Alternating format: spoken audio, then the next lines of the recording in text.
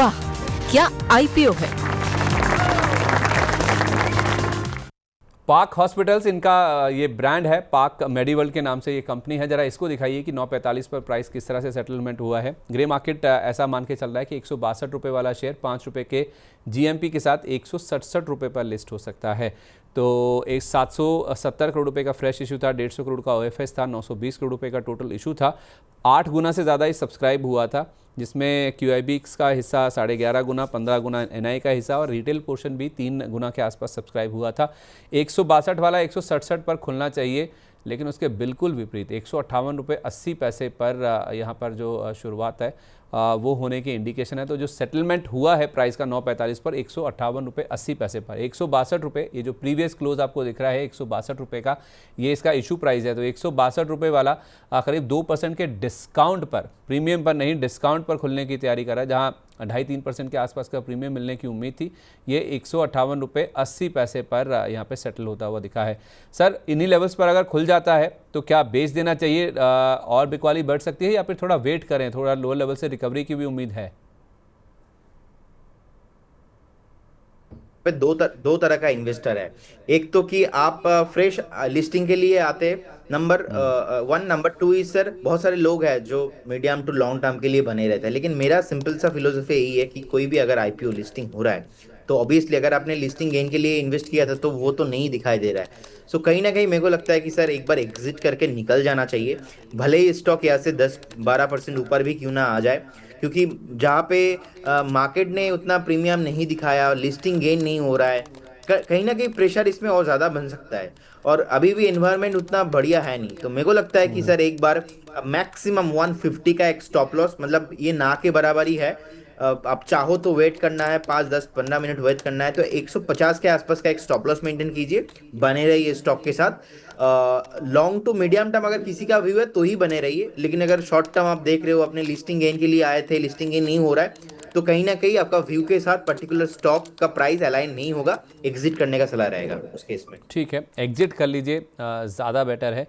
यहाँ पर कुछ खास रिस्पांस देखने को मिल नहीं रहा है, तो एग्जिट करें, ज़्यादा बेटर है। अगर आप रुकना चाहते हैं तो एक 150 रुपये का स्टॉप लॉस लगा लीजिए, इसमें आप चाहें तो थोड़ी देर के लिए आप इसमें बने रह सकते हैं 150 रुपये का, इस उम्मीद में कि 150 का स्टॉप लॉस अगर नहीं कटा तो शायद स्टॉक में लोअर लेवल से कुछ रिकवरी देखने को मिल जाए। चलिए दूसरे नाम की तरफ बढ़ते हैं, वो है नेफ्रोकेयर हेल्थ सर्विसेज का। ये नेफ्रो प्लस के नाम से इनका ब्रांड भी है।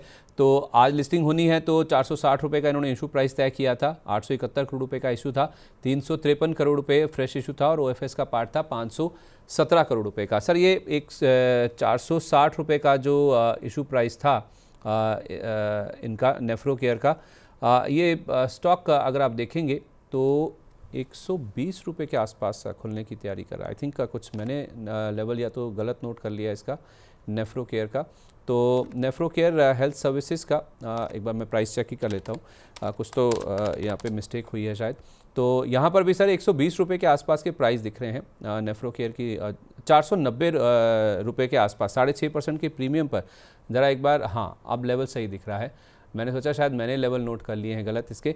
तो 490 रुपये पर सर लिस्टिंग होने की तैयारी है। 33 रुपये का ग्रे मार्केट प्रीमियम दिखा रहा था, 493 रुपये पर लिस्टिंग होनी थी और 490 रुपये पर 6.5% के प्रीमियम के साथ यहाँ पर लिस्टिंग होने की बातचीत है। 871 करोड़ रुपये का इशू है, जिसमें ओएफएस का पार्ट बढ़ा था 517 करोड़ का, लेकिन रिस्पांस काफ़ी अच्छा मिला था, 14 गुना के आसपास ये सब्सक्राइब हुआ था। और सबसे अच्छी बात यह है कि QIBs जो कि संस्थागत निवेशक होते हैं, उनका पोर्शन सबसे ज़्यादा 27 गुना से ज़्यादा सब्सक्राइब होता है। 24 गुना NII जो कि ज़्यादातर प्रिडोमिनेंटली लिस्टिंग गेन के लिए पैसा लगाते हैं, इनका पोर्शन भी काफ़ी अच्छा भरा था। 2.5 गुना के आसपास रिटेल और कर्मचारियों का हिस्सा भी 2.25 गुना के आसपास सब्सक्राइब हुआ था।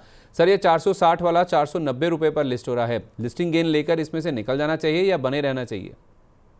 देखिए, मुझे लगता है कि थोड़ा आपको वेट करना चाहिए, देखना चाहिए, क्योंकि लिस्टिंग होने के बाद अगर आप एक क्लोजिंग नहीं वेट करते हो, सेम सर चीज हो जाएगा कि दो तरह का इन्वेस्टर आता है, कि लिस्टिंग गेन लेने के लिए, अदरवाइज लॉन्ग टर्म में थोड़ा बहुत बने रहने के लिए।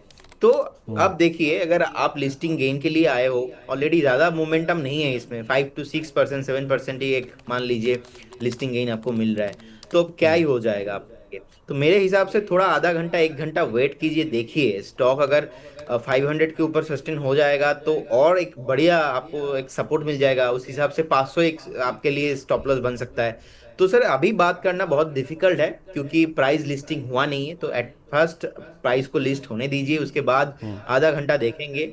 आईपीओ का ओपन जो है अगर इसके ऊपर सस्टेन रहता है तो मेरा फिलोसॉफी यही है, आपको बने रहना है दोनों स्टॉक्स में ही। जो अभी दोनों स्टॉक्स को लेके हमने डिस्कशन किया, अगर आईपीओ दिन का ऊपर सस्टेन कर रहा है, एक क्लोजिंग मिल रहा है, तो उसके ऊपर आप ट्रेल करते जाइए, बने रहिए। और ऐसा हमने टाटा मोटर्स का वो जो कमर्शियल व्हीकल है उस टाइम पे भी हमने डिस्कस किया था। तो आप 100 में से देखेंगे 90% हिट रेशियो यही है। फंडामेंटल कुछ भी हो देखने की जरूरत नहीं है आपको, अगर आप आईपीओ में ट्रेड कर रहे हो, मोमेंटम प्ले करना चाहते हो, मोमेंटम प्ले के लिए ये रूल ही आप फॉलो कीजिए, सिंपल। ठीक है, ओके, परफेक्ट है। थोड़ा सा वेट कर लीजिए, हम भी वेट कर लेते सर। 10 बजने में टाइम ही कितना है, 1-2 मिनट का ही समय बाकी है। एक और आईपीओ और एक सवाल भी आए हैं। Sir I suppose KSH international को लेकर तो आप बातचीत नहीं कर पाएंगे, लेकिन मैं आपको बता दूं कुछ बेसिक डिटेल्स इस आईपीओ की। आज इसका दूसरा दिन है और पहले दिन आप देखिए केवल 15% के आसपास ही भरा है। और इंपॉर्टेंट चीज़ जो आप नोट करेंगे ना इस आईपीओ में, QIBs पूरी तरह से एब्सेंट हैं। उन्होंने कोई भी रुचि इस आईपीओ में अभी तक नहीं दिखाई है। 365 से 384 का प्राइस बैंड है, 710 करोड़ रुपए ये रेस करना चाहते हैं। तो थोड़ा बहुत NIs का और रिटेल का यहाँ पे रुझान जरूर है, जिस वजह से 15% सब्सक्राइब हुआ है। ग्रे मार्केट पहले तो एब्सेंट था, 0 रुपीज़ था, अब ये 6 रुपये के आसपास का गेन दिखा रहा है। यानी कि 384 रुपये पर अगर बुक बन भी जाती है तो 390 रुपये के आसपास लिस्टिंग होने की उम्मीद है। लेकिन QIB संस्थागत निवेशक पूरी तरह से इस स्टॉक को लेकर एब्सेंट है। सर इसके अलावा ना कुछ सवाल आए हैं हमारे पास जब तक लिस्टिंग होती है। टेनेको क्लीन एयर, ये हाल ही की लिस्टिंग है, इसको लेकर प्रगति सिंह जी का सवाल है, बहुत पहले आ गया था। ये कह रही हैं कि ये मैंने होल्ड कर रखा है लिस्टिंग के टाइम से, बट अब ये गिर रहा है, तो इसमें क्या करना चाहिए? सर बेस के एग्जिट करके निकल जाना चाहिए, मुझे लगता है क्लियर कट आपके लिए एक एग्जिट होगा। स्टॉक में बाय करना पसंद करूंगा एवो 500, थोड़ा महंगा खरीदेंगे लेकिन सस्टेनेबल मूव रहेगा, लेकिन अभी बाय नहीं करेंगे। अभी बाय करने में रिस्क यही है, स्टॉक फिर से आपको 400 350 आते हुए दिखाई दे सकता है। न्यू लिस्टिंग है, चार्ट सस्टेनेबल नहीं हो रहा है कहीं ना कहीं। मेरे पास जितना डेटा है ऑलमोस्ट मैक्सिमम 1 2 3 4 एक महीने का ही डेटा दिखाई दे रहा है। सो एक महीने में डेटा के हिसाब से मैं आपको बात कर रहा हूँ। सो कहीं ना कहीं एग्जिट करके निकल जाना है, आपको नहीं रहना है स्टॉक के साथ। ओके, ठीक है, परफेक्ट है। एक रीना परमार जी का सवाल है वेदांता को लेकर। मैं वेदांता को लेकर बात कर भी चुका हूं, अभी हम प्राइमरी मार्केट की बात कर रहे हैं। कह रही हैं कि प्लीज़ मेरा सवाल ले लीजिए, क्योंकि मुझे कुछ पता नहीं है, प्रॉफिट आता है लेकिन ले नहीं पाती हूँ। तो मैं वेदांता की बात करता हूँ, रीना जी दोबारा कर लेंगे, कोई ऐसी बात नहीं है। लेकिन हम प्राइमरी मार्केट की बात करें तो ये नेफ्रोकेयर प्लस लिस्ट हो चुका है। इसकी बात कर लेते हैं। 490 रुपये पर लिस्ट होने का NSE पर यहाँ पे प्री ओपन में सेटलमेंट प्राइस था, और उसी भाव पर आप देखेंगे तो ये स्टॉक खुलता हुआ दिखा भी है NSE पर। एक बार इसका चार्ट दिखा दीजिए। हाँ, 490 रुपये का प्राइस है जहाँ पर ये लिस्ट हुआ है। तो एक इसको देख लीजिए, और इसके साथ साथ जो दूसरा नाम है आपके सामने उसको भी एक बार नज़र डाल लीजिए, जो पार्क मेडीवर्ल्ड का शेयर है उसके ऊपर भी एक बार नज़र डाल लेते हैं, क्योंकि वहाँ पे भी कुछ मायूसी सी हाथ लग रही है। क्योंकि 162 रुपये का इशू प्राइस था, ये हल्के से प्रीमियम के साथ लिस्ट होने की उम्मीद थी, लेकिन 158 रुपये 80 पैसे पर यहाँ पर जो ओपनिंग प्राइस है वो NSE पर फ़िलहाल देखने को मिल रहा है। तो दोनों IPOs की जहाँ तक बात है, तो एक बार ज़रा भाव अपडेट हो जाए तो फिर इसके ऊपर एक राय ले लेंगे, फिर हम शो को वाइंड अप करेंगे। लेकिन सर दोनों में कुछ खास उत्साह बन नहीं रही, क्या सेकेंडरी मार्केट में जिस तरह से मोमेंटम खराब हुआ है उसका इम्पैक्ट भी दिखा है लिस्टिंग्स पर? ऑब्वियसली सर, एक ओवरऑल एनवायरनमेंट देखेंगे उतना बढ़िया है नहीं, एंड कहीं ना कहीं मेरे को लगता है कि आईपीओ मार्केट में भी इसका एक इफेक्ट है। एंड मुझे लगता है कि दोनों स्टॉक्स में ही आप देखिए, अगर आईपीओ का जो ओपनिंग है अगर इसके ऊपर आज का क्लोजिंग नहीं मिलता है तो आपको क्लियर कट एग्जिट करके निकल जाना चाहिए, और इसीलिए लिस्टिंग गेन भी ज़्यादा कुछ नहीं देखने को मिल रहा है।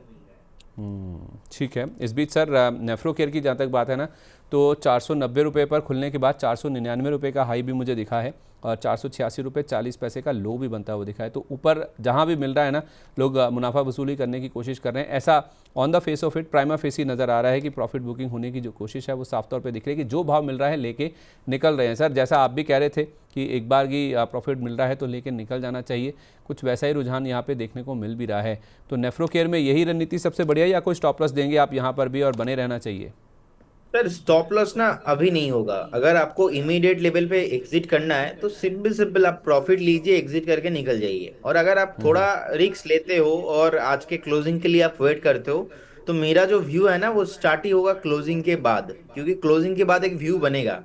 अभी का कोई व्यू नहीं है इसमें, फ्रेश कोई व्यू नहीं होगा। फ्रेश वही व्यू है, मैंने इन्वेस्टमेंट किया कोई एक XYZ आईपीओ में, मेरा व्यू था मैं लॉन्ग टर्म बने रहूंगा, मेरा व्यू था मैं शॉर्ट टर्म बने रहूंगा।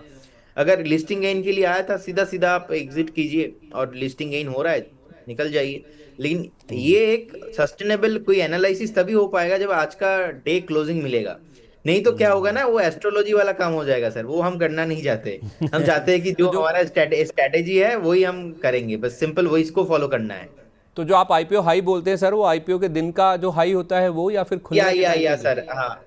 हाँ, उसके ऊपर क्लोजिंग होना बहुत इंपॉर्टेंट है, तो एक दिन का उसमें क्लोजिंग चाहिए होगा, वो इंस्टेंट आपको दिखेंगे नहीं।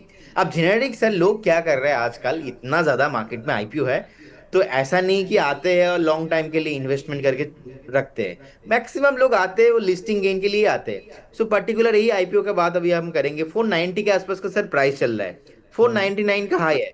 सर अभी हम शो खत्म करके आधा घंटा थोड़ा बैठेंगे ना, क्या पता ये 500 के ऊपर सस्टेन कर जाए। ठीक अगर है। 500 के ऊपर सस्टेन हो जाता है ना, 500 ही एक इसके लिए सपोर्ट बन सकता है। अब मेक और ब्रेक जोन पे है, इसीलिए समटाइम ऐसा होता है सर, टेक्निकल एनालिसिस पे आपको कुछ नहीं करना है, देखना है। तो अभी का जो जोन है ना, अभी लिस्टिंग हुआ है, अभी कुछ नहीं करना है। मैंने सर एनएसडीएल पे कमेंट किया था, और तब से मैं थोड़ा अलर्ट, हाई अलर्ट जोन पे हूँ।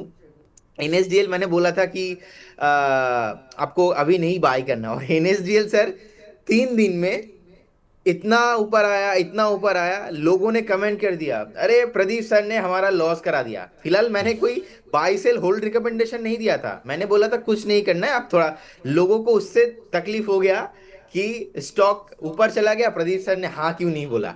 ठीक है, तो अभी देखिए एनएसडीएल ऊपर से फिर से फिसलते फिसलते कहीं ना कहीं घूम फिर के नीचे आ चुका है। तो ऐसा हमने सर बहुत देखा है, इसीलिए ये इंस्टेंट ना कोई व्यू नहीं हो रहा है इसमें। मेरे को लगता है कि आप एक बार 500 के ऊपर सस्टेन अगर होता है, उस केस में एक स्ट्रॉन्ग मोमेंटम बन सकता है।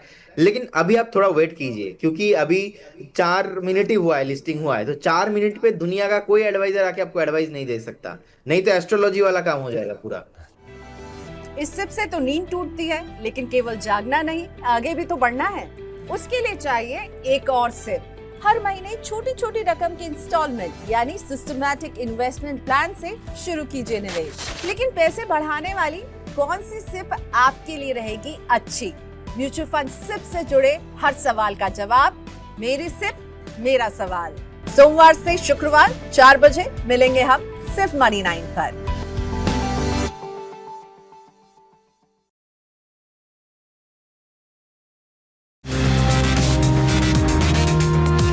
वाह, क्या आईपीओ है।